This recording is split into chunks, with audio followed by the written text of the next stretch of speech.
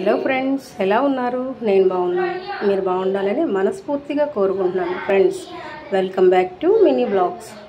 Friends, ఈరోజు deep fry చేసుకుందాం. Prawns వచ్చేసేయండి.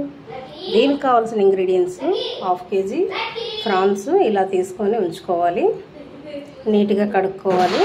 And kaju, red chilli powder, అల్లం పేస్టు, పసుపు, ధనియాల పొడి, జీలకర్ర పొడి, tasting salt, food colour, deep fry సరిపడా ఆయిల్.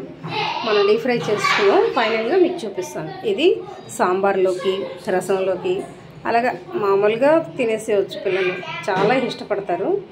చాలా బాగుంటాయి కదా, హెల్త్కి కూడా చాలా మంచిది.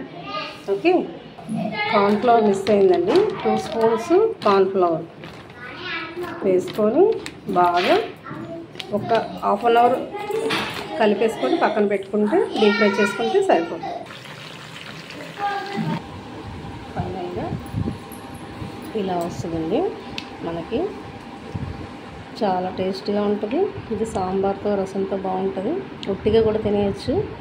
ఈ వీడియో మీకు నచ్చితే లైక్ చేయండి, షేర్ చేయండి, సబ్స్క్రైబ్ చేయండి, అలాగే బెల్ ఐకాన్ క్లిక్ చేయండి. ఈ వీడియో మీ ఫ్రెండ్స్ అండ్ ఫ్యామిలీకి షేర్ చేయండి.